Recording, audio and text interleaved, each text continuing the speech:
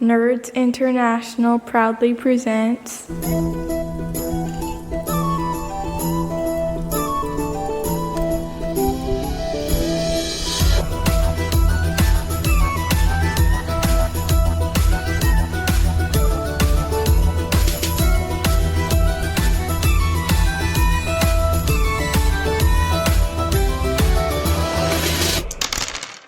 Welcome to the 3T RPG podcast. My name's Harrison Hunt, and with me is Sean Hunt. What's going on? Nick couldn't make it today. He's busy with work and shit. No, I think he's at his dad's birthday. Selfish. Yeah, I'm at his mum's birthday. Nice. So, this is an RPG podcast all about tabletop RPGs, and today we got some good shit for you. We got What You've Been Slaying, where we talk about what we've been playing. The main subject, which is going to be the Wendy's RPG, Feast of Legends. And then we got Dragon or Blaggin'. We got a freestyle RPG rap item, Sean's idea. It was my idea. I'm sorry. That is going to be horrible. I mean, if you get to that point and it's not in the podcast, you know it was really bad. I've still got fire, you know what I'm saying? I've got some fire, but not that much, so it's going to be fucking horrible. just bear that in mind, listeners. And then we got Electro Letters, where we read out your letters and correspondence, followed by our award-winning outro. You having that one? Award-winning outro? No, I mean the show. You excited about the show? I mean, yeah. I mean, you know, I was like on the way down. I was pretty excited, and now I'm here in the studio. In the studio, it's all happening. You know. Oh, it's amazing, right? Yeah, man. You should feel very privileged to be in here. I don't actually. Oh. Well, anyway, we're gonna get on with what you've been slaying and talk about what we've been playing. And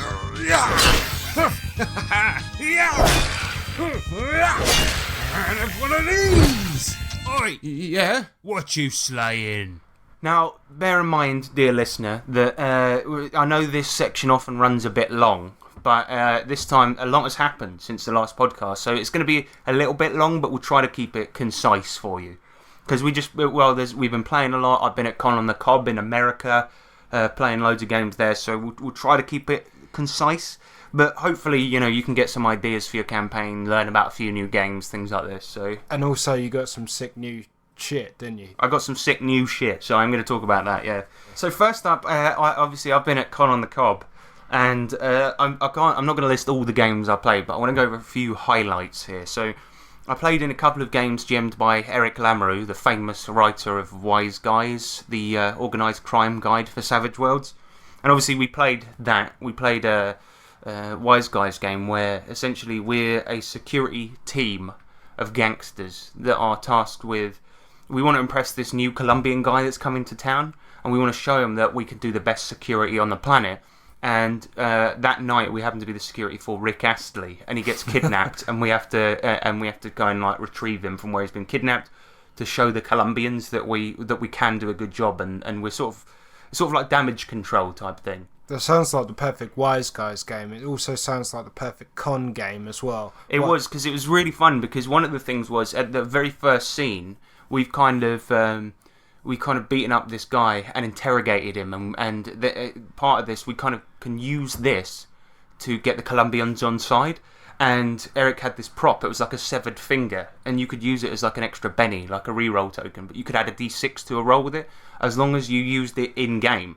So, for example, you could go out to the Colombian guy and be like, look, no secrets of ours are ever going to get out. Your stuff is in perfectly good condition. Look at what happened to the last guy that did it. Then you get the thumb out and you use it. That's brilliant. Yeah, it was really cool. And that was essentially that game. It was pretty cool. One of the last scenes that happened, we all got captured, like this sleeping gas. Somebody chucked a sleeping gas into a room. We all got captured, and it was New Year's Day. So we were trying to get out, and we were attached to this pole, and we knew a bomb was about to go off. And we could hear the countdown to New Year's happening as we were trying to escape. So it was like this really tense situation where Eric was like, 10, 9. And I was like, right, try to break free from the chains. And he's like, yeah, it was really fucking cool, man. And like, it was a great game. I noticed as well that he had like a full-scale... well, not full-scale, like a mini casino that he'd built as well. Well, this was kind of the genius thing, right? Is that it was called the El Dorado. And it was like this sort of like Mexican, Incan-themed type casino, right? and it was like a temple sort of miniature thing that he'd made. It took him 6 months to make, and then all of the he put little slot machines, roulette tables, things like this all around the map. And what happened is that his next game that he run Beasts and Barbarians, and he repurposed it. So he took out all the slot machines, things like this, then made the temple into a proper temple instead. So it's like that's really good dual thinking. purpose. Yeah. And the Beasts and Barbarians game was epic because this was like, it's like Conan the Barbarian kind of thing. So you get free reign to kind of be a nutter and a barbarian. Do you know what I mean? And like you chop people up, you revenge things. It's that type of thing. Yeah, you chop shit and then you think. Exactly, that's exactly what it was, and it was a lot of shoot now, never ask any questions, like that type of thing. Yeah. So the plot of this game was essentially that we'd found this box that had a weird name, and it was like this living treasure chest. Did you see the pictures online where Eric made this prop, and it was like all eyes all over it? And first off, we had to figure out how to open it. So what would you do in that situation? Poke the eyes? Well, you're exactly right, because that's what ended up happening. We had to gouge out all the eyes, because it said some really cryptic thing about not being able to see. But all of us were trying loads of things, like kicking it across the room, like shouting at it, like all of these things, none of which worked. When we finally opened it, a treasure map appeared on this guy's back, one of the players. Well, no, one of the characters, not the player. But his treasure map appeared on his back, and it was like pulsing through his veins. And then we knew there was some like epic treasure somewhere. And we were kind of like piratey types, and yeah, we sailed there. There was this like curse going on, and we had to run into this temple, which was the scenery from before.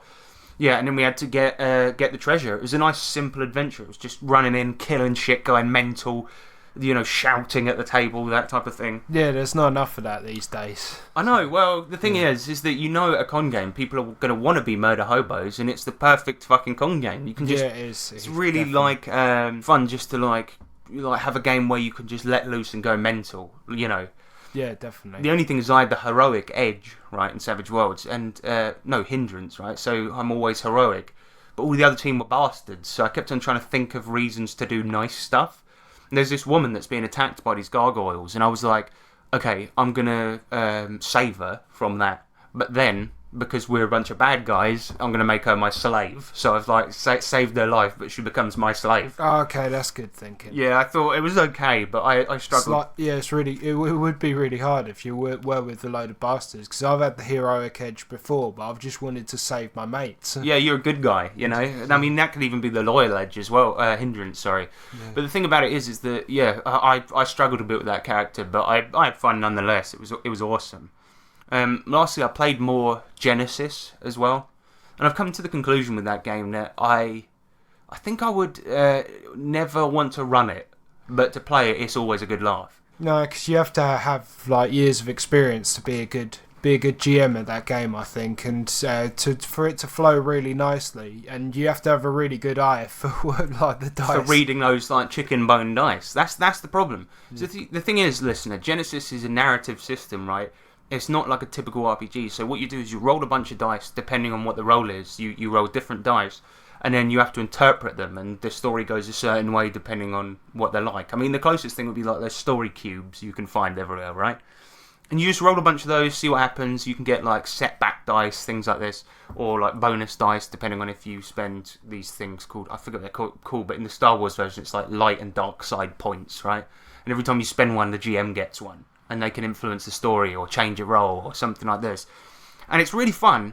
But the thing is, what Chris, who ran the game, what he always says is, well, I find it easy to read the dice. It's like, yeah, because you mainly play that, mate. Like, that's why, yeah, right? Because it's his only game. He's practiced. He's an expert. He's given up everything else, right? I even said to him at the beginning of the con, and I'm fairly certain he won't listen to us, but if he does, that's fine. Right, but I said to him at the beginning, I was like, so you guys playing anything other than Genesis this year? Like, I was taking the piss, it was a joke, but he took it quite seriously. And he was like, yeah, I'm playing fucking Starfinder, man.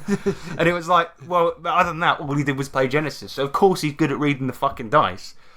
Anyway, my point is, we played Android. It was like a fucking cyberpunk setting, right? Futuristic sci-fi type shit. And it was a kind of good setting, and it was a kind of good game. We just had to go to a place, get some stuff, fight our way there. It's kind of simple. But the terminology they use in the game, in that specific setting, is so cringe.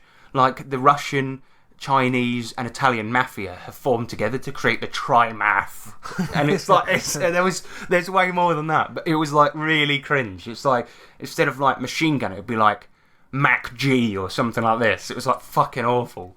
But I actually quite like the setting, and playing it's fun, but I don't think I could ever run it, because you need to be an expert at reading fucking magic dice. And also you need to learn the terminology, like some sort of weird cult. Yeah, well, that's kind of it as well, yeah. It is kind of a culty type game, but yeah, I like to play it, but I don't think I'd ever run it. I did have desire to run it before, but I just thought one of my biggest things is game flow, and Genesis, it can only really do that if you've got a stellar GM that knows it so well he can read a set of dice instantly, right? Yeah. And that's probably a skill I'm not willing to acquire, because it would just take too long, basically. Yeah, but it was alright. It was alright, and I always enjoy playing that. But let's talk about our bloody weekly campaign. Oh yeah, we have been playing Deadlands. Dark Tower Deadlands. Yeah, so this is based on the universe of Stephen King's novels. So essentially, to describe it in the shortest way possible, every single existence ever is held within a single dark tower, and that's on the lowest plane of existence, which is called like mid-world, end-world. I can't remember what the whole world is called, but on that plane, also instead of gravity, it's got these beams that are guarded by guardians holding it up, and it's the closest plane to the Prim, which is like the primordial chaos that birthed the Earth. And as a result, it's one of the weirder ones. It's like a Western sci-fi fantasy post-apocalyptic game. And often you'll get characters making cameos from other Stephen King novels. But in our one, it's our other games. Yeah, so it is, yeah. It's like Deadlands Dark Tower, except instead of Stephen King, it's us. Yeah. Which is pretty fun. And at the moment, they basically got to travel back to the Dark Tower to rectify what's wrong with their world, and hopefully save not only their world but all existences ever. And they've just gone through this. They've been in like a western town, which is like really low tech, and then they've gone to this. They've travelled ages and ages and gone to this town called Lud, and it's like a big post-apocalyptic city where the chaos from the Dark Tower crumbling is starting to spread, and like and you got like really seedy gangs that live in sewers there and stuff, and our mate's basically been captured, and we buy these guys, and we have to go and basically unkidnap him. That was basically the last session. This guy rolls into town, kidnaps your mate, and then there's this guy that has a map, and he's like, I've got it up in my flat, I'll go and get it. He dies. It turns out the other gang had stolen it as like a bargaining chip. And they said, we'll give you the map and we'll tell you where it is if you do something for us. So they had to go to this old school in town and retrieve a VHS cassette for this gang that are based entirely around the concept of irony. Which is weird, but you have to remember, things get weirder the closer you get to the tower. Yeah, they do, yeah. And they got the VHS tape, but it was like the whole building was full of Wendigos. Yeah, it was so deadly. We had to sneak in through the vent. Yeah, through the air vent. Grab the tape and get out, but we barely escaped with our lives. Like just before, basically, we were slashed to death. We didn't get too much damage, but we got out there pretty quickly. Well, you took a lot of damage, but then soaked it with bennies. So you guys were pretty low on bennies at this point. And once you got out, like it was actually pretty well done. But you struggled so hard with a fight against one. And then suddenly, as they get to the outside, 5 burst out the door, and we go into a chase scene. Yeah, and our mate Ryan, he's a very smart guy, but he was like, what are we doing? We fighting him? It's like, no, we're running. Yeah, Sean was like, we just struggled against one. There's 5, and then so they ran back to town. It was awesome though, because we ran a chase, and with the chases, the rules are slightly more abstract than normal rules for Savage Worlds. And what was cool was that you can kind of do like big things or really cinematic things. And Ryan started the chase further back because he decided to stay back and try and sling spells at them to interrupt their running, And it really works, didn't it? It was awesome. Like, the chases are pretty cool. You lay out 10 cards and then they sort of denote what the terrain is, and you have to run away. And I ran it so that once you were out of the cards, once you got to your end, you got away from them. I'm not even sure if that's how it's supposed to work, but it really worked.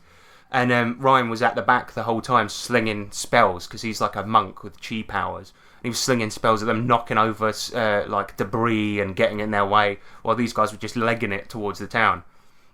Yeah, it's a pretty Deadlands and Dark Tower. They go pretty hand in hand, to be fair. Yeah, they do. We have been thinking for a long time where we can basically do Dark Tower, because it is one of our favourite books and stuff like that. Yeah, and it works really well because it's literally, there are certain different regions. It's unlike Deadlands, where a lot of it is roughly in the same place. You know, weird scientists who make these gizmos, and magic people and priests and things like this. They can be found close to most places, but in Dark Tower, the only real difference is that technology is further south, and the more primitive people are up north, and that's about it. I mean, that's the only real difference. And it's in a different world entirely, obviously. But in terms of like actually playing the game, you know, you're realistically, it's just Deadlands, you know. Yeah, it is. Yeah.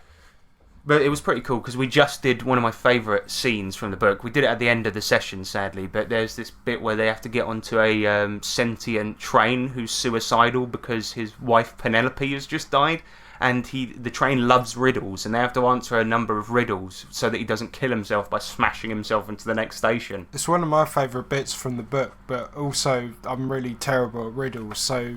It went pretty badly. You did succeed, but these guys, it was also the end of the game. You know, people have had a few drinks, and then suddenly, I'm like, right, solve these really complicated riddles. I think it was James, our friend James, that mostly came up with it, and I was like, alright, yeah. He's good at that type of stuff though, because James he does these, you know, forwarded emails at work that like have riddles in them. Like, answer this riddle or you'll die in 3 days. And it's like that type of thing. And it did go quite badly, but you guys did succeed in the end. Yeah, we did. Yeah. But the funny thing is that every time a riddle came up, it increased with difficulty. And when we got to the first one, and you guys were struggling, I was like, oh no, like, because the fourth one, the difficulty was nightmare. And I was like, this is gonna hurt. Yeah, and we had like one hint that we could do, and we were like taking ages deciding. Do we want the hint for this one, or should we fail this one, go to the next question and get the hint for that one because we know it's going to be harder? And then I was like, all right, it's a game, it's all right. We got all the time in the world, and you were like, right, you need to hurry up. The train's hurtling. Yeah, I was like, you're up to 300 miles an hour now. Yeah, that was funny, man. Yeah, that's it for Deadlands Dark Tower at the moment. We'll probably give you an update on that campaign next episode. But, of course, as you mentioned at the top of the podcast, I've been at Con on the Cob. So I wanted to do a bit of shopping there. And it's my birthday recently as well, so I've got a lot of new shit. But hopefully you guys at home can this will teach you about some new products or things like this. Which is kind of funny because I'm going to start with the monster manual for D&D first edition, in case you didn't know that existed. There's a first edition? The point is that Terry, one of our listeners, I met him at Con on the Cob, and I was complaining about a lack of sort of OSR generic monster books, and the D&D ones are really handy for that, and they're so detailed too, especially the old ones. So I thought, I wanted to grab those, but I had trouble finding them for any decent price. So I've got the first edition one, which I used to have, then sold. Now I've got it back because I need it again. But he kindly gave me the first and second edition monster manuals, which is awesome. It's always a good point of inspiration of the D&D monster manuals as well, because I think you said to me D&D monsters are the most detailed, and they always give a really good impression on how you should make them act and behave and all of this sort of thing. Well, yeah, that's it. I mean, the descriptions, a lot of people complain nowadays, you know, that they're too long and things like this. But for the type of games I like to run, you know, when it gives you all of their behaviours, their preferred habitats, things like this, I think that can be handy in the right game, you know, and I was super chuffed that I got given that. Next one, I bought DCC Lankmar. Now, I've already got Lankmar for Savage Worlds, but I thought everyone was raving about this and I needed to get it. But I haven't had a proper look at it as of yet. But for a Dungeon Crawl Classics, it's Lankmar, and there's it boils down the classes to 3, but gives you more options for characters, and you play in this sort of world of thieves. It's like a big city where the Thieves Guild run pretty much everything. And it's really cool, but the box set is awesome. You get a guide to the city, a character creation guide, a bunch of adventures, a GM screen, 2 maps for the city and things like this. It's a great box set. It's really weird though. Why does it exist? I know that it's a flagship title for Savage Worlds, but how did this come about though? As far as I know, Fritz Leiber, or Lieber, don't know how to pronounce his name, the guy that originally wrote the Lankmar novels, I don't think that's Pinnacle, who makes Savage Worlds, I don't think they had an exclusive license. So now they both make it. Oh, okay. Because Pinnacle just released a new supplement for their one, and now obviously Goodman Games has got theirs, but the flavour's kind of different. Like, because the magic in DCC is obviously way different to the Savage Worlds one. And it's a low magic setting, so I don't know, I'll see how it goes. But one of the big rules for it that's kind of a new thing is fleeting luck. And they're just bennies. So they're just like bennies, but it's based on your luck score. And the cool thing is once, well, I don't know if this is cool or not, but once you roll a crit fail, all of it goes away. So it's like your luck's run out. Oh, okay, that's really... That's so you could have like 17 bennies in front of you, and then suddenly, boink, and that's it, it's all gone, your luck's run out. That's really good. And it's also like a really good fit for DCC as well. I would say so, because the thing is about Fritz Lieber's novels is that they are very, very popular among the OSR crowd, because they're proper classic, old school, like, pulp fantasy, they're novellas, they're short, they're easily digestible, they're really fun to read, and that sort of goes exactly into the OSR mindset, I guess. So I'm looking forward to playing it. Me too. Should be awesome. Another one was I got given by my good friend Eric. He gave me Toon for Steve Jackson games. I know nothing about this, but I just want to put this out there that in case you haven't heard of it, but Toon is a cartoon role-playing game, like Looney Tunes, the role-playing game by Steve Jackson and his mates. Yeah, so what I've read of it, it seems quite good, but it's one of those sort of games where I don't know if you've ever played any sort of wrestling RPGs, Harrison/listener, but it's sort of like it sets it out like a TV show, and it's like, all right, you got. So it's more about creating an interesting TV show. Yeah, and. Yeah, it's like your characters can never die. Of course they don't in cartoons, apart from that one well fucked up thing in Tom and Jerry. So like, but you can fail stuff, obviously. Let's say, for example, you're playing Wile E. Coyote. Yeah. A failure isn't you die, it's you succumb to the Roadrunner's wily ways. Yeah, and you fail the mission and like basically lose a load of stuff. And they've got an adventure in there, which is like basically a take from a Hanna-Barbera show, Laugh Olympics. They fucking hell, man! It's been a long time since I heard about Laugh Olympics. yeah. So it's like basically like that, and you do like Olympic events in it, and it's like a 20-minute episode, and yeah, I'm up for that, man. Yeah, that sounds good. I mean, because you've read a bit more of it than I have, but. Yeah, thanks Eric for that. That sounds awesome. Yeah, cheers Eric. I also got given by Nick for my birthday Warhammer Fantasy Roleplay 4th edition. All I can say so far is I've heard it's somewhat close, a mix between 2nd and 1st edition of Warhammer. I don't know how true that is, but the artwork is fantastic. And it's still got a job system in there. You've got like 100 different jobs and things like this, so it looks really cool, and it's a gorgeous book, but I look forward to diving into that more. Well, if it's anything like 2nd edition, it should be banging. Yeah, hopefully. The big one that's just come out is Savage Worlds Adventure Edition. I've played a lot of it at the con. I've played a fair bit of it before online, but never in person, and the box sets just got sent out to people. It took nearly a year from the Kickstarter, but we got them. Took nearly a year and a good few death threats, but we got there. Yeah, and I'm sorry about the death threats, but that's just what I really wanted it. As soon as people started getting it in America, I was like hyper fucking jealous. I was just like, oh man, I want it. But, the funny thing is, I think that Canada still hasn't got theirs, but no, they haven't. But I got mine. Yeah. What the fuck? Yeah. I don't know. The box set is amazing. It's so fucking cool, and it's packed to the brim. You get GM screen, bookmarks with useful stuff on them. I want some money for that, by the way, Shane. What are you doing, Shane? Stealing my ideas. Anyway, you got that. You got like power cards, status cards, an adventure deck, an oversized action deck, because obviously initiative is done with cards in Savage Worlds. You got bennies, a set of dice with 4 wild dice. It's like absolutely incredible. It's got everything you need, and the plastic templates for burst and cone templates and things. Yeah, they're really good, because I've got some at home and they're really good, but it's like I had to print them and put them on cardboard, and now you got these really really nice plastic ones, proper good, Like proper Perspex type. Yeah, Perspex, and then also not only that, they've thought of everything because you got like ammo counters as well. Oh yeah, the ammo counters, you got status tokens. So we used to do it whenever a character was shaken in the game. This is like if you get hit but you don't take damage. We used to just do it so we'd lay the mini down and it'd be like, right, you're shaken, but now you've got all these other statuses like distracted, vulnerable, tangled, bound, things like this. So you could just put the token and it's got an arrow on it. It points towards which one has the status. Yeah, it's brilliant. It's so brilliant. handy.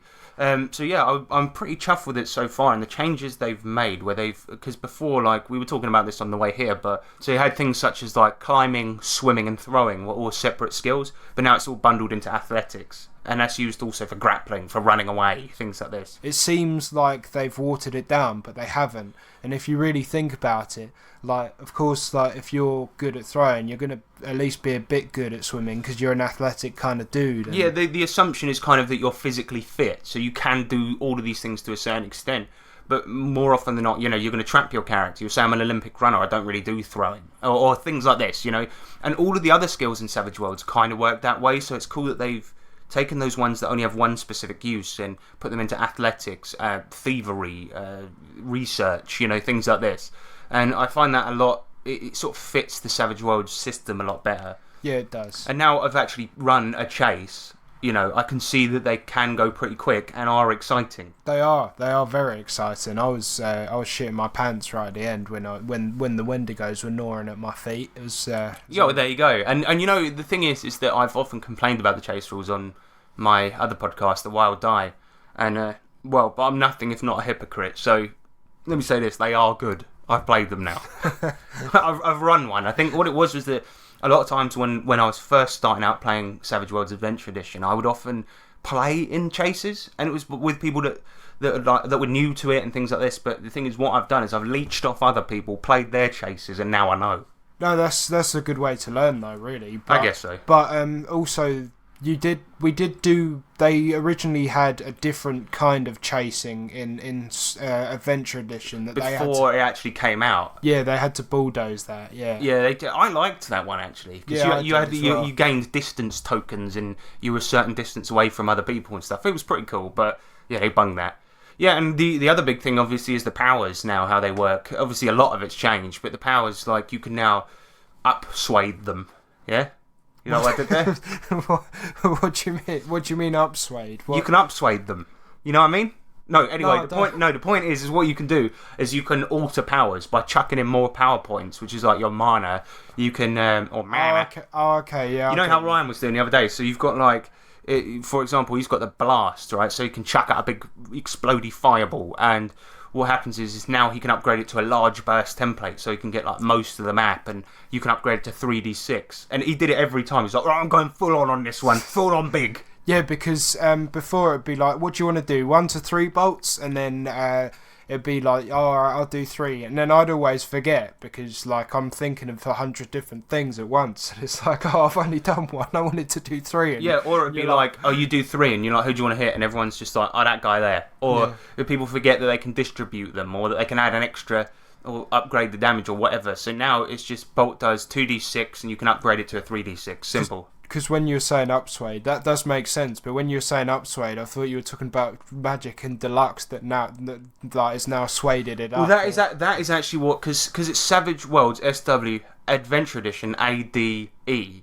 Everyone calls it Swade, and it fucks me off. Yeah, and everyone keeps saying, "Does anyone have any guides on upswading East Texas University?" And I'm like, "Can we stop saying Swade, please?" Just say Adventure Edition. Adventure Edition or AE. AE, yeah, that'll do. I mean, when fucking Street Fighter came out with Arcade Edition, we just called it Arcade Edition. Yeah, we didn't call it SFIV AE. SFIV. Yeah, I mean that's what annoys me. It doesn't matter at all. It's nothing to do with the game, but it's just the fact that people keep saying suede and like all these blue suede shoes jokes and upsuade. It just I must have been one of the first people to say that joke about suede. But Well, anyway, that's it really for what we've been saying. Mainly Deadlands, Con on the Cob, that type of thing. But for the new gets, I would 100% tell the listeners, check out DCC Lankmar. It's beautiful. Even though I hate myself for saying this, suede is good.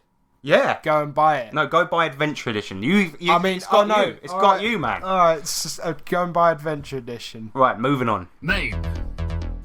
Subject. Magic. Main. Subject. Tokyo. Main. Subject. Queen Wendy has maintained peace for generations, but now her arch-nemesis, the Ice Jester, plots to destroy her kingdom and throw the entire realm into a frozen age. The Queen seeks a band of adventurers with the courage to take on the Ice Jester and his horde of frozen minions. Gather your party, enter the realm of Beef's Keep, a place filled with treasure, adventure, and the occasional dad joke. If you are up to the task, glory awaits. Grab a hamburger and get ready to level up. Yes, that's right, man. Wendy's have made an RPG. You know, the funny thing is about this was I did a panel at Con on the Cob about weird RPGs, right?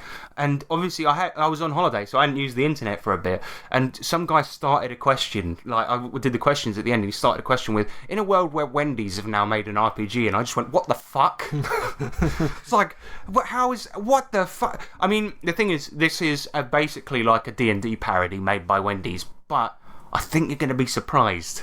Do you reckon? Because I really hate when companies try and pander to people like this. It honestly is. I don't know. I can't remember who wrote it. Whoops. But anyway, the point is that it's honestly kind of also sincere at the same time as being a parody. All right, I mean, it's weird. It's weirdly quite all right. But what you make up your own mind. I'll tell you what's in the game.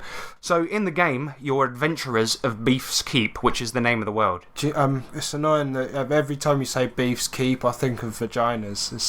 That is a mistake, but I think that using the word beef for a vagina is a very British thing. Oh, okay. Yeah, I'm not sure. Like beef curtains. Yeah, it is. Yeah, I suppose, yeah. But, so the nation has been splintered due to a disagreement on how to treat the realm's people. That's what the book says. So two places called the United Clown Nations and Creeping Vale, who we'll get into later, have led their people into a horrible place of darkness called the Deep Freeze. Okay, so the United Clown Nation is Mackie D's, and yes, I mean, you've identified that pretty early on, and the main bad guy is the Ice Jester, right? A big part of the game is the fact that Wendy's, they always tout that they're all about fresh ingredients, right? So the point is that they're fresh, and the Ice Jester, as in the McDonald's who do frozen food, right? I mean, it's like a very thinly veiled stab at McDonald's here. So amongst all the chaos, there's one shining beacon of light that still stands, and this sort of goes into what I was just saying, because the sort of main adventuring place where Queen Wendy is called Freshtovia. So Freshtovia, as the book puts it, is a region full of green fields, signature dishes, and its red-haired queen, Queen Wendy. Have you seen the artwork for Queen Wendy? no, I haven't. It's amazing. I mean, we'll get into the presentation of the book later, but the first thing you see is Queen Wendy, and she's got this big Wendy's flag, like a sort of Wendy's uniform type armour, and a giant sword in her hand with a W for the pommel. I think it's the pommel. No, the handguard. That sounds actually legit.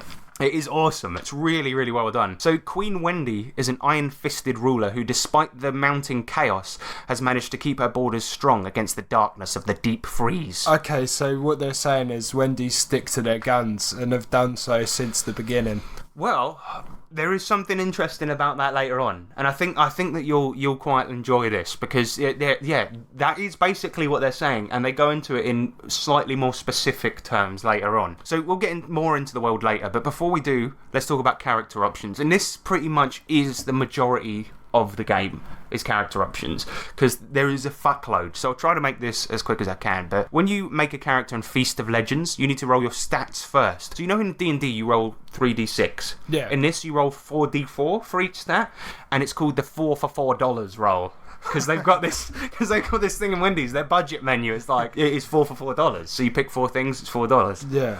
And yeah, so it's the 4 for $4 roll. So you don't have to roll these in order. You simply roll it 5 times and apply it to the 5 stats. That's Strength, Intelligence, Charm, Arcana, and Grace. In this game, Grace pertains to your character's ability to move with grace, so it's basically like agility. Your movement, yeah. Yeah, exactly. Oh, that sounds alright. That's alright, yeah. And Arcana is your magical stat. So Intelligence is simply a measure of your character's smarts in this game. So So once you've done this and recorded your bonuses based on these stats, you need to pick your order, which is kind of like your class. And I think they called it order because, like, what's your order? You know what I mean? Okay. Yeah. This will determine what your character specialises in. So orders are split into different factions. You have the order of the chicken, the beef, and the sides. And first we'll talk about the order of the chicken. These classes are mostly magical, but you've got a couple that aren't, kind of thing. So first one in the order of the chicken is the order of the spicy chicken sandwich. So what's the order of the spicy chicken sandwich then? Have a guess. It's a fire mage. Ding ding, you win.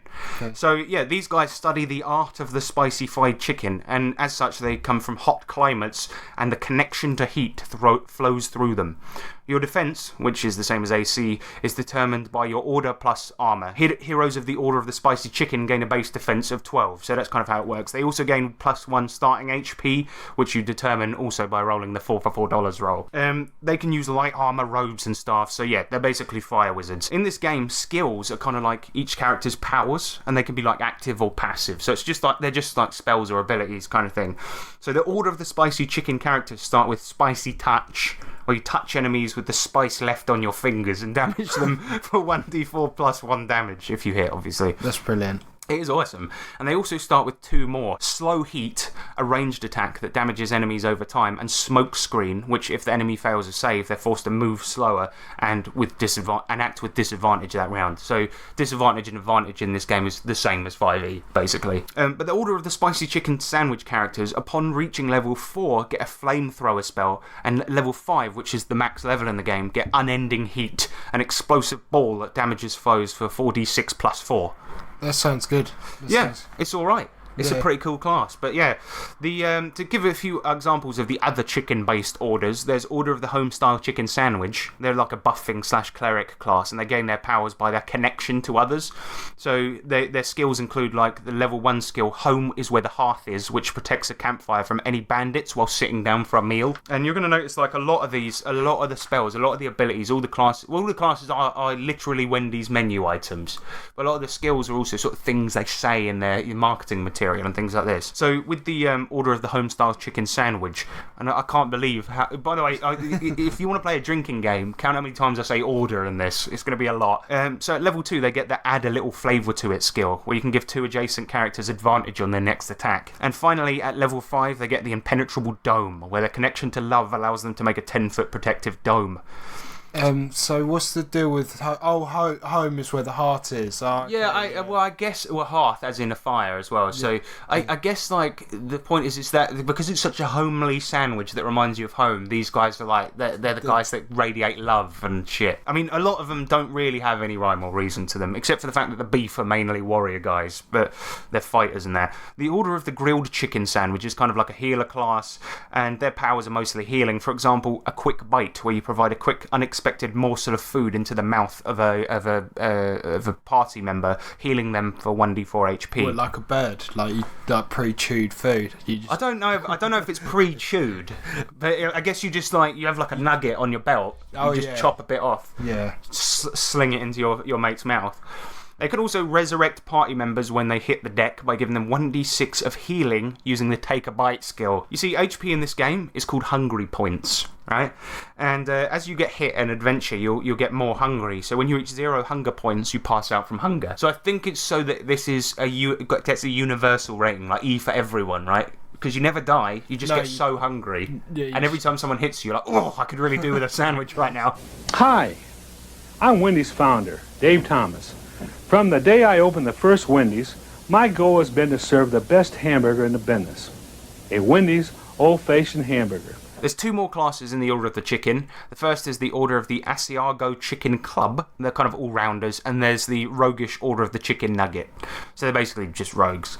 But as I said, the beef are predictably the most tanky types, or warrior types. So this is what this is the one I was looking for throughout. Because the Baconator, that's like their signature thing, right? Yeah, it is. Everyone knows that. Order of the Baconator characters, for example, start with 15 defense, plus 5 to HP, and have resistance to all cold attacks, because, as the book says, they are truly fresh, not frozen. Okay.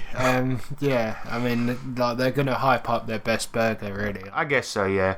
And their level 5 skill is awesome. 6 strips of bacon, it's called. They make a 6 concurrent attacks on 1 attack roll when activating this skill. Well, so they just fling hot bacon? Or... No, I don't. The thing is, it doesn't have anything to do with actual bacon. It's just the name of the move. Okay, yeah. So the thing is, you fight mainly with utensils, and I'll get into that later. But say, for instance, you're using a spoon. You just spoon and spoon and spoon 6 times in a row because you're the highest level, and that's your big thing. It's called 6 strips of bacon. It's just a name. There's 3 other beef classes. The Order of the Junior Bacon Cheeseburger. They're kind of like an aggro drawing class that sort of specialise in taking hits and making enemies pay for it. Oh, like... Okay, yeah. No, that sounds... yeah, I thought it was more like a bard, but it's not, is it? No, there is like a bardy type one later, but these are kind of like... They want to get hit because they've got defense, they've got abilities where people take damage. So they've got a skill called Clapback. Now, there's something interesting about this, but I'll describe the skill first. This is a passive ability where enemies take 1d4 damage on hitting you, and then they've got another one called Bring It, where enemies' attacks are drawn to them. So you sort of combine those, you see what I mean? The thing about the clapback ability, though, is that I did a bit of Googling, and I realised, I found out that clapback is a term for when somebody roasts you on Twitter, and then you give them like a real spicy nugget right back at them. And apparently the Wendy's Twitter account is famous for like roasting people who lair them off on Twitter. So that's why it's called clapback. Oh, and okay. in addition to this, like, it even says in the intro, when the Queen Wendy has sort of like managed to keep her borders safe, it says she claps back against foes that try to come in. Yeah, because they're always on Twitter trying to be cool and diss McDonald's and Burger King and stuff like that. Exactly, that's that, and they've sort of brought that flavour into the game. So when you were saying about the whole plot of the game, the whole premise of the world is like about Wendy standing strong and defending themselves. Like, it's also based on that Twitter beef. Like, really bizarre, really, really bizarre. So, interesting. Oh no, I've already done that. Anyway, in the Order of the Beef category, there is the Order of the Dave's Double. I actually don't know what that sandwich is, but I'm sure it's delicious. They're dual-wielding, double-attacking warriors who, at level 4, can give defense bonuses to allies. The last beef one is the Order of the Double Stack. They're mostly the same as the Order of the Dave's Double. I don't know why they're in there, but it's probably because they had to have every menu item in there. Yeah, they did, yeah. Last up, we have the Sides. And the book says they're the perfect complement to an epic combo. So your party in the game is called a combo. So then you have, the sides. They're the perfect complement. And these are kind of like unique classes. They don't really fit into any other... You can't really equate them to any fantasy type classes. Right, exactly. So the funny thing is, though, is that because they have this like whole thing about not being frozen. I think the sad thing is that the first one in the sides is the Order of the Frosty, which is their milkshake that they have from Wendy's. So the Order of the Frosty is a class, based on that milkshake. And these guys, according to the PDF, are smooth and sweet and brighten the day of anyone who embraces them. So they do that with each one. It'll be like, I don't know, the Order of the Double Stack, right? In every single class, it'll be like, these guys they pack a real punch of flavour. And they're... Yeah, it's like that advertisement within, isn't it? Yeah, it really is. But it's done in a sort of tasteful way. Yeah. To excuse the pun, but yeah, Whoops. It's done as sort of like a self-effacing. We know this is marketing, but we're making it funny kind of thing. Yeah. But like Old Spice. In fact, I wouldn't be surprised if Old Spice released an RPG after this. They probably will, yeah. Power. God, that meme that got really dead real quick, didn't it? Anyway, Frost characters, the Frosty guys, right? They're another spellcasting class, and they specialise in healing and charming. So, for example, they got the Sweet Surprise, where they can convert enemy damage into healing, or the Little Spoon skill, where you can charm a group of enemies. There's quite a few side classes, so I'll just give a few examples. There's the Order of the French Fries, who are salty and saucy, and they have a passive skill where being near a Frosty character will give you both advantage on skill rolls, and this is called the Frosty Dip, and it's based on the fact that if you dip a French fry into a shake. Oh, yeah. So if you're working in tandem with the Order of the Frosty guy, you get advantages whenever you're standing next to each other. Why do people do that anyway? What? It's delicious. Is it? Try it. All right. We'll go to Mackie D's after this. We'll get some fries and some shakes. It is particularly good with a Wendy's one though, because they're awesome. I'm not trying to get sponsorship, by the way. I should point that out. But I do like Wendy's. Go to Wendy's. Buy Wendy's. I believe the only way to make a Wendy's old-fashioned hamburger is to press the meat patty. Pressing the meat patty is really important, and here's why. The patty tastes better because the salt is pressed into the meat and makes the meat more tender. It also makes the patty larger, so they'll hang over the edge of the bun, and people will like that. Yeah, so the order of the French fries, at 5th level, they gain massive damage boosts using the bottom of the bag skill, using the last reserves of your energy to assault for a 12 D4 plus 4 damage. Whoa, man. And that's based on, when you finish your meal but there's like a fry left in the bag and you're like, oh, sweet. Like, Yeah. I guess that's what it is. There's the Order of the Baked Potato. They're basically druids. And the Order of the Chili are essentially a mishmash of skills from all the other classes. Now, the gameplay in the game. I know what your next question is. The gameplay in the game. Yeah, what's going on with that? So, the gameplay is fairly simple. Closer to an OSR product than 5e type D&D experience, but you have bonuses based on ability scores, and the majority of the game is just rolling those. Like in DCC or Lamentations, you just roll agility or charm or grace. Oh, yeah. You don't really have typical skills, because your skills are your powers, obviously. So it's quite sort of simple in that sort of sense. It is, and combat and the way it's played is almost identical to 5e. You've even got like the same types of maneuvers, like disengage and things like this. They're given like fast food names, but they're basically the same thing. The gear is quite cool though. There's a food tray, so this is like, the standard adventurer's gear that you can buy. There's a food tray, and it's an adventuring item, and a Wendy's bag that allows you to carry large items. So you get like a Wendy's takeaway bag, and now you can put large items in your bag, like a claymore. All healing items are Wendy's items, such as strawberry lemonade or a chicken nugget. And armor, however, is quite different, giving you bonuses to different things. Wearing a freshly baked bun adds +1 to defense, and a shift lord's tunic gives you +2 to arcana. Weapons are all food based as well. There's spoons, knives, spatulas, and of course the great spoon and the cast iron skillet, which are basically the most damaging weapons in the game. Yeah, because they pride themselves on doing the burgers and all of that sort of thing. The grill skill. You remember that advert? Yeah, No, it wasn't an advert. It was a Wendy's training video. No, it was it was the very first Wendy's training video. See, the good thing about this is, because I think it had Wendy himself. I'm sure that wasn't his name, but anyway, the point is, it had the founder, didn't it, doing the training video? Yeah, it did, and it was like really earnest. It really was. It was adorable, and he's like, our burgers are square because our customers like it. It's just good business. It's like, no waste. No waste. Oh yeah, with the chili. Yeah, because the Wendy's chili is just the disused hamburgers. Yeah, it is, Yeah, that is amazing. And you know what? This episode gives me a chance to use some of that as a jingle. Oh, good point, yeah. So that's good. I mean, I've been all waiting for an excuse for that for years. But here's the interesting thing about gear anyway. Eating food in real life will allow your character to be debuffed or buffed. So it says eating a burger from a frozen burger joint while you're at the game, such as McDonald's, will give you a +1 ice damage to all attacks made against you for the rest of the session. I don't think we need to encourage people who play RPGs to eat more. Eat more junk food. I know.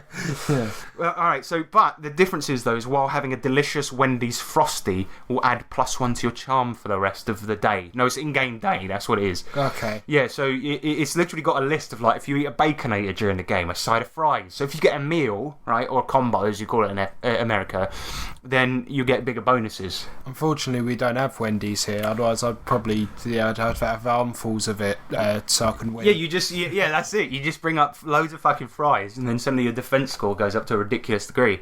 And I think we got one Wendy's in the UK. So if somebody genuinely did bring one to our game in Red Hill, I'd be like, all right, fair enough then. You get the bonus. Be a legend. Exactly.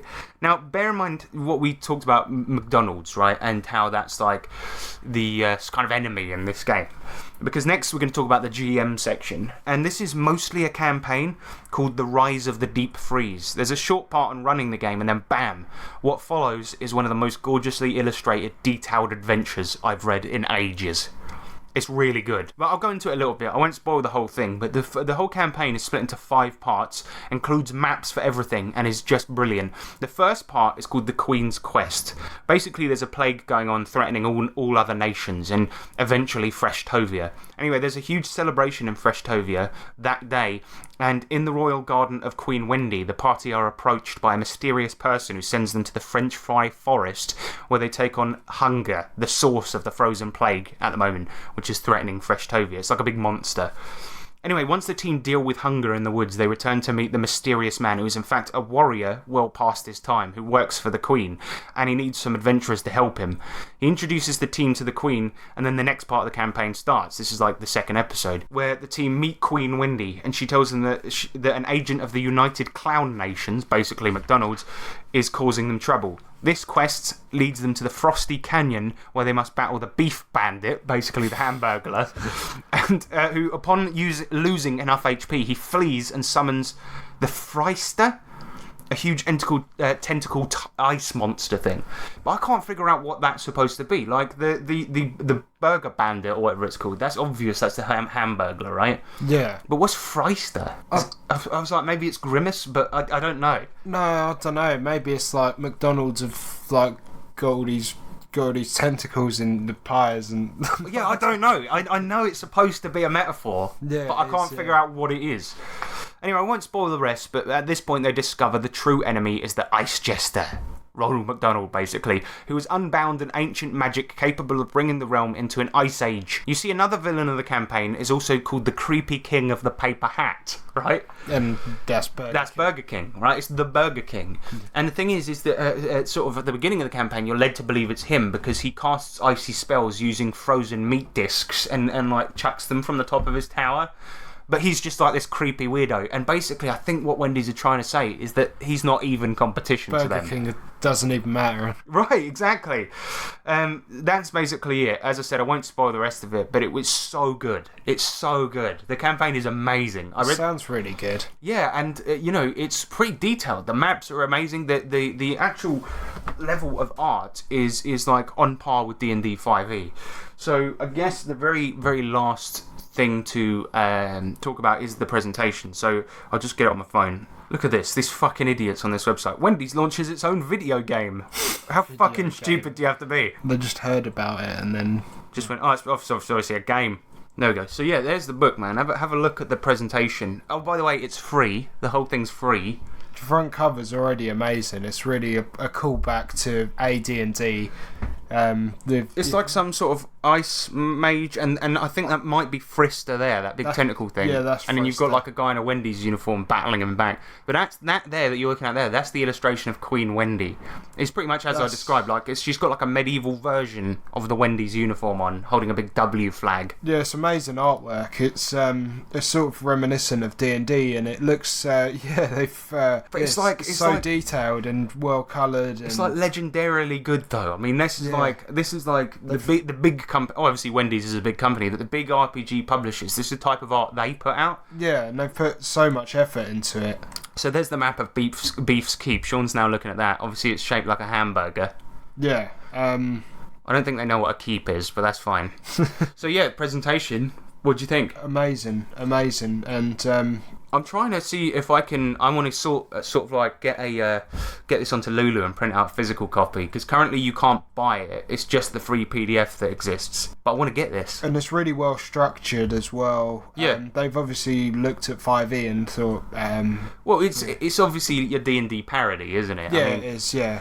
But so, what do you make of it, then? What's your sort of thoughts on it? You reckon you play this? I actually really want to play it now. I was just like, I was thinking at the start when you invited me on, I was thinking, oh, it's going to be alright for a corporate thing, but I actually really want to play it now. I know, it's weird, isn't it? I thought this was going to be a laugh to review, and obviously there are some funny aspects of it, like the 4 for $4 roll and shit like this, but ultimately it's just quite a good RPG, and it's obviously going for laughs, and it's obviously quite funny, but the actual core premise and the adventure is really good. How long do you think it took to make? Because it seems like a weird response to KFC's visual novel. Well, I don't know. I think that's just a coincidence, because recently KFC released a dating game where you have to try and date Colonel Sanders. Yeah, you played that, right? I played it for about 3 minutes. Yeah, well, I knew that was going to be all it was good for. You were like, no, mate, it might be good. Of course it was fucking awful. Yeah, it was bad. Yeah, it was bad. You go to like a university. A high school? No, yeah, you go to a university and you have to learn the culinary arts and stuff. And your rivals in dating Colonel Sanders are someone from McDonald's and Burger King. Of course. What I find what I find really strange though is that, as you said, just as KFC have released a visual novel where you try to date Colonel Sanders, and by the way, it's like a sexy anime version of Colonel Sanders. Yeah, it is. Yeah. And then like a month later, this comes out. I mean, what's going on? It's weird. Yeah. Next up, like McDonald's are going to release, I don't know, a fucking a competent video game. yeah, exactly. I mean, that would be surprising. Yeah, I mean, it's super fucking weird, man. We live in a very interesting time, I think. Yeah. Where Wendy's released a decent RPG. What time to be alive, really. I know, man. Anyway, yeah, so Wendy's RPG is pretty fucking good. Yeah, it looks it. It looks great. I'm hyped to play it, to be honest. We've got to play it, man. Yeah. I want to do an actual play on this channel, do the whole campaign. Yeah, we should. That'd be awesome. But that's about it for the RPG. Next up, we're going to move on and do some Dragon or Blagging for the RPG. And I think you're going to like this one. Alright, cool. Roll up, come and play Dragon or Blagging, a game where you could win big. Under this box, do I have a dragon, a mysterious creature of mythical origin, or is there in fact nothing? Am I blagging? Well, find out now, only £10 ago. You, sir, come and play the game. Who? Me? Yes, you. Come on, come and play. Dragon or Blagging. Ha ha! So here we are, Dragon or Blagging. Basically, the premise of this is it's a little quiz about the Wendy's RPG, and you have to. I've often made some stuff up, and you need to figure out what the real shit is. That's basically it. So in Feast of Legends, which is the name of the Wendy's RPG, I don't even know if we said that, but in Feast of Legends, there's a few locations given at the end that don't appear in the main story. Which of these is the real location in the game? Is it Chile de Mar, Tomatalona, Puerto Burgo, or Costa del Spicy?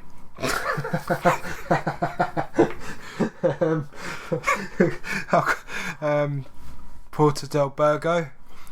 Wrong, it's Costa del Spicy, which is That's awesome. the most stupid one. It's the best one.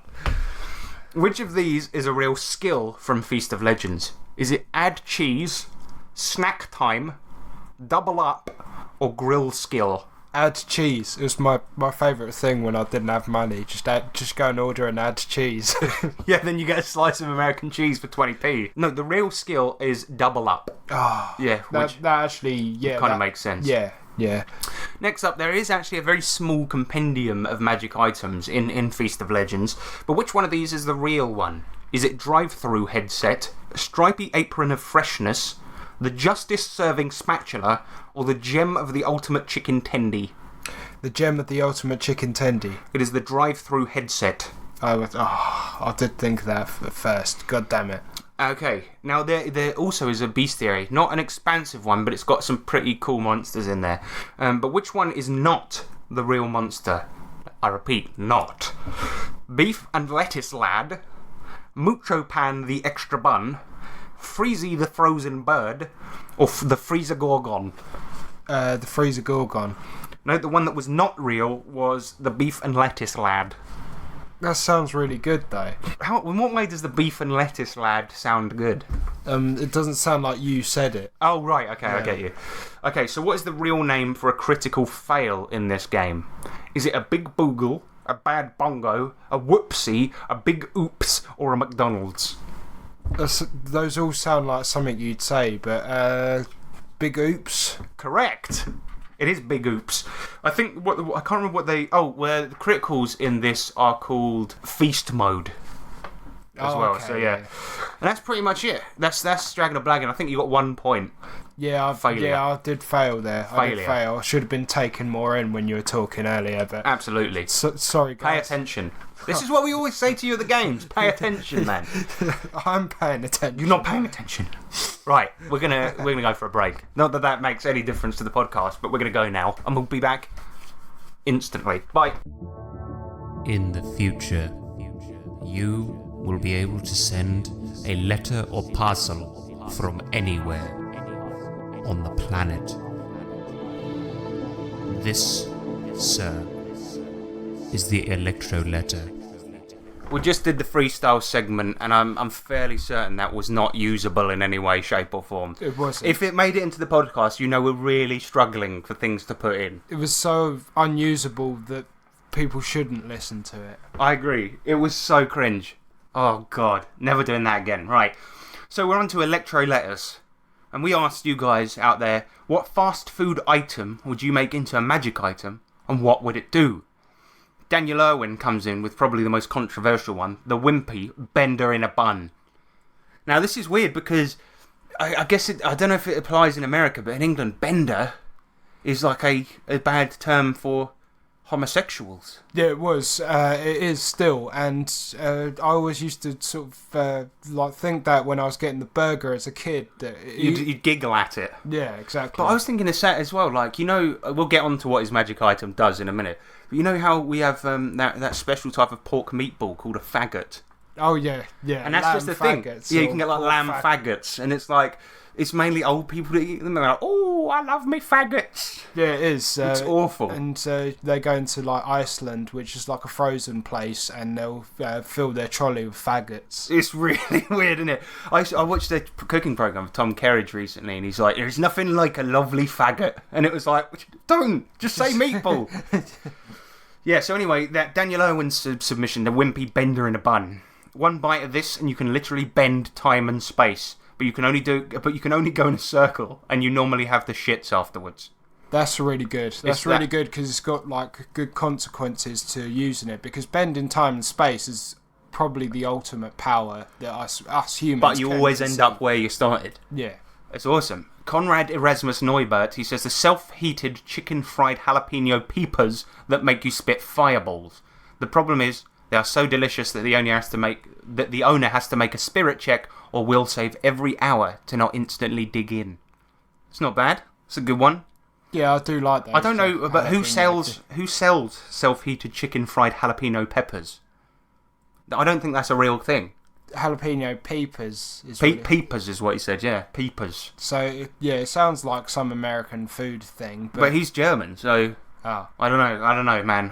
We might have to get that one off the list. James Bonnert, he says buffalo wings. Just that they are the actual wings from a chimeric buffalo that imbue you with the power of flight. The drawback is their extraordinarily tiny wings, and the flight only lasts for 1d10 seconds. That's good. That's good. On the list. We'll give that one an approval. That's going in the restaurant of magic items. That's a good battle item, I'd say. Yeah, I agree. You can use it to quickly fly up, drop something on somebody. Good one. Sean Richer, he comes in. It would be the Happy Meal toy. Target would make a willpower save, or be subject to fits of joy. That's not bad. I like it though, because he's gone out of the box. Well, he's gone in the box, literally, but he's out of the box. Yeah. That's good thinking, good thinking. Lewis Pineda says, the Whopper. When you eat it, your fists double in size and weight, adding damage to unarmed attacks. I like that. Okay, so... It's very literal. Yeah, that is a good one. Yeah, good idea. That's going on the menu, right? But the thing is he's taking it quite literally. I don't know, but I like it. This next one, I did sort of vet these beforehand, and I think the next one's a bit crap, but we'll see. Matthew Jones, who says sweet and sour chicken, so that's like from a Chinese, I guess. And whoever consumes it will immediately reverse disposition towards the next person they see. Oh, I get it, because it's like sweet and sour. Yeah, it's like two opposing things. Yeah. So you're changing your emotion. What do you reckon? Not great. So that might be on the menu. Because in pure role playing situations, you wouldn't really. Yeah, you might. Yeah, but you would. That's the magic item. I mean, if you wanted to maybe change someone's mind on something, and you're like, all right, let's sit down for a meal. You could give them one. Yeah. Yeah. That's a good idea. Maybe that's going on the menu. The last one we got is the Burger King Crown It. I don't know this one. Do you know this one? No, it might be an American only one. Would act as a rod of dragon control, but for chickens and cows, as well as give you a stealth bonus. Because if you recall, Burger King had those horrific commercials where the guy in the king costume would sneak up on people and give them food. I mean, it's not the worst set of adverts, sadly. Yeah, there are worse ones, but I think that's why in the Wendy's RPG they called him the creepy king of the paper crown. Yeah, because for that reason, creepy. It was a bit creepy. But what do you reckon, that one going on the menu or going in the bin? I'd probably say the bin. But you control chickens and cows and have a stealth bonus. Okay. But do you think it really applies? Well, we don't know the burger. No, we don't know. Maybe the burger is a particularly... Does it have chicken and beef in it? It must do, yeah. Is that the thing? I don't know. So I think the award this time goes for the bender in a bun. Yeah, I'd say so. Yeah, that's the best on the list. For those that don't know, though, the bender in a bun is a burger with a giant bent sausage inside, a circular sausage. Well, it's a frankfurter that's cut at certain points, so that it can then be circular. Which is why it's called the bender, which is an awful name for a burger.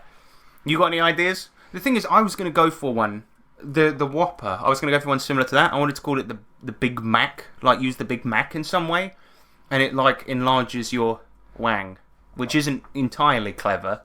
Another good one might be the chicken nugget, the McDonald's chicken nugget, right? So you get the chicken nugget, you eat it, and then you can conform to one of 3 shapes. Yeah, and so it's the shapes. You got the circle, the boot, and the other one. Yeah, because the boot would give you strength, and yeah, so on. No, I don't mean that. I mean it morphs you into that shape. Depending on the nugget you eat, you can become the size of a boot and the shape of a boot. Oh, and one of them. If you need to fit through like a very specific hole. Yeah, if you need to fit through a hole that's not a circle that has a lump on it, and like, yeah. There you go. What about you? You got one? Yeah. You haven't got one. You haven't got one. The bun, the bun, and no, I haven't. Sorry. You're an idiot. All right. What about this? All right, another one. What are you saying though? Five Guys.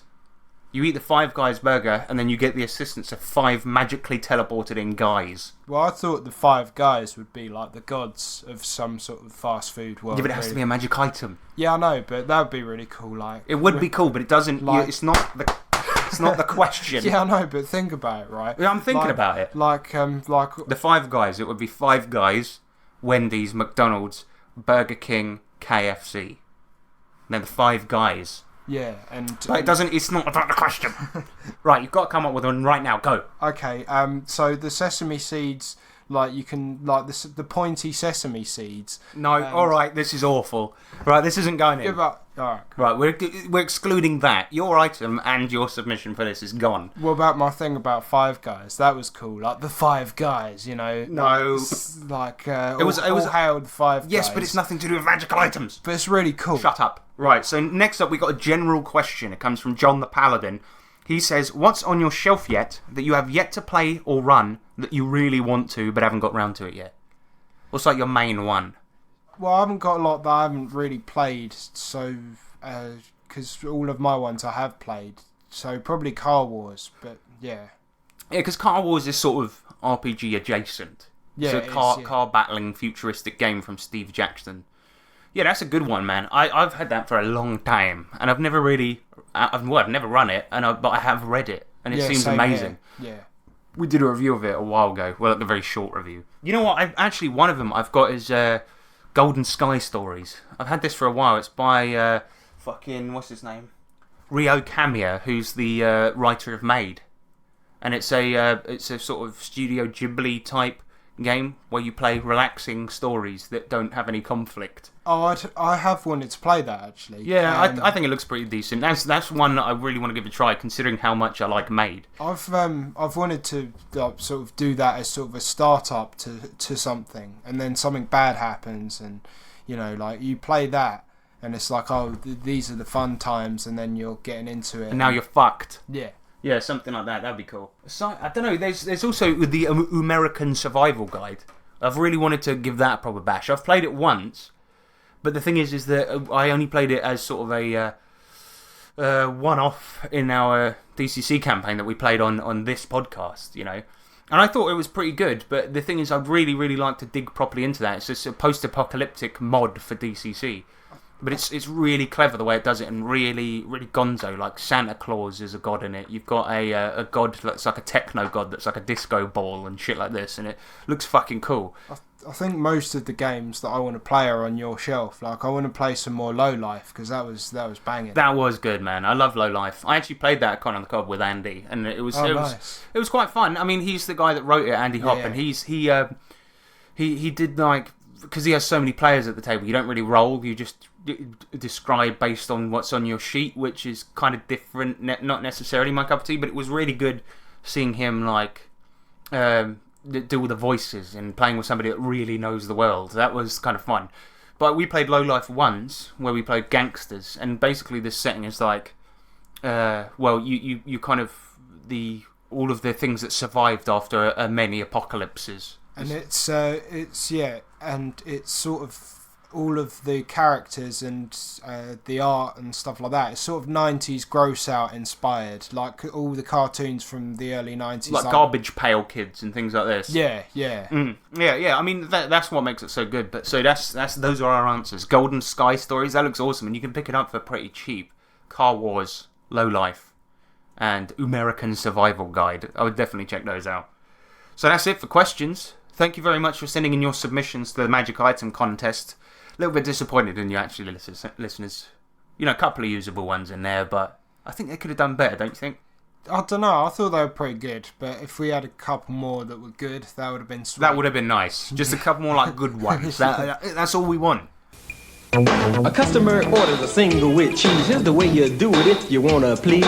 Lay down the cheese in a juicy spot, but don't leave it too long or it'll get too hot. Tool it up, lay it off on the meat. Do it right. Keep it neat. Drain then serve on a bun just so. Don't touch it with your fingers, that's a big no-no. Alright, so that is it for another episode of the 3T RPG podcast. And I just want to say thanks for coming on, Sean. You got anything that you want to plug? Anything you're doing at the moment? Probably, no, I wouldn't actually, no. Not your anime podcast? What, Teach Me Senpai? Yeah. What, our anime podcast? Well, yes. That's what I was, in a roundabout way, what I was trying to do. Okay, yes. I do want to plug Teach Me Senpai. Very good. Very handsome hosts. Yeah, really good podcast about anime where we try and get our mate into anime in the weirdest way possible, and it's really good. We watch a lot of terrible anime, like... Or at Suki Doji, where a giant penis destroys a hospital. Yeah, and at some point we're probably going to be looking back to getting back into it, and I don't know why I want to. Yeah, I mean that's the thing. That's the thing. Like with that podcast, you have to remember we haven't done it for a long time, and we're currently doing yearly episodes, so because it made us hate anime. But if you want to hear some people argue and have a breakdown on a podcast, it's good fun. It's really good. We've got 27 likes on Facebook on that, but for some reason we keep getting views or listens. It keeps going up every month, and it's rubbish. Yeah, it is. It's good. It's rubbish, and we hated doing it. But if you want to laugh, go and listen to that.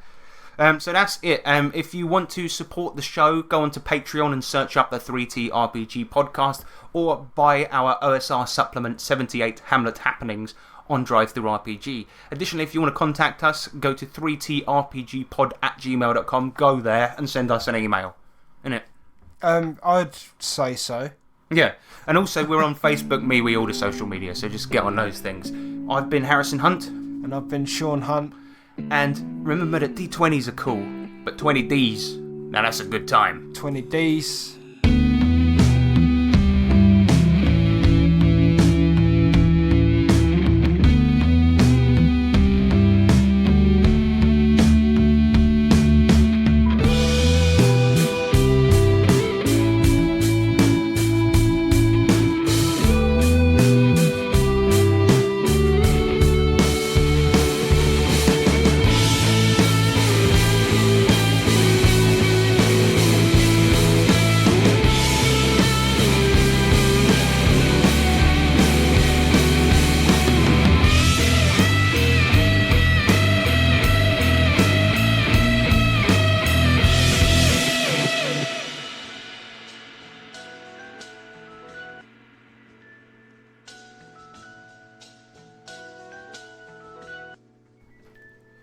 Dungeons and Dragons starter set, essentials kit. I've got more yet. I've got the Dungeon Master's Manual, got the Monster Manual. That's right. So much shit on my shelf. I've got so much shit, it's not good for my health. A Ravenloft, that's a cool game. You get to go adventure in a plane of existence. That's quite different to yours. It is really horrific and snores. No, doesn't make sense. But let me tell you about the other stuff on my shelf. I have got DCC RPG. That's a good one. It's only 50p. Actually, it's not. It's £25. That's right, man. You get it on the ground. Doesn't make sense yet again. But I didn't write this down. I never used a pen. Dungeon Crawl Classics Lankmar. More like Dungeon Crawl Classics Wankmar. Because when I see that game, I want to wank more. God! This is terrible.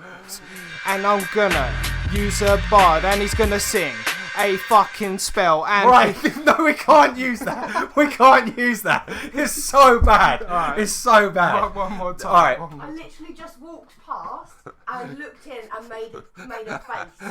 Looked at the tool like, what the fuck is that? This And is I really cringed bad. so It's fucking really It's bad. really bad. We're doing a freestyle competition, and it's shit. it's awful. really And bad. It's I will awful. go and sit in a tree and fucking throw a rock at me, and then I'll go for a weed cigarette. All right, it is quite like that. But right, Sean's gonna have one more try.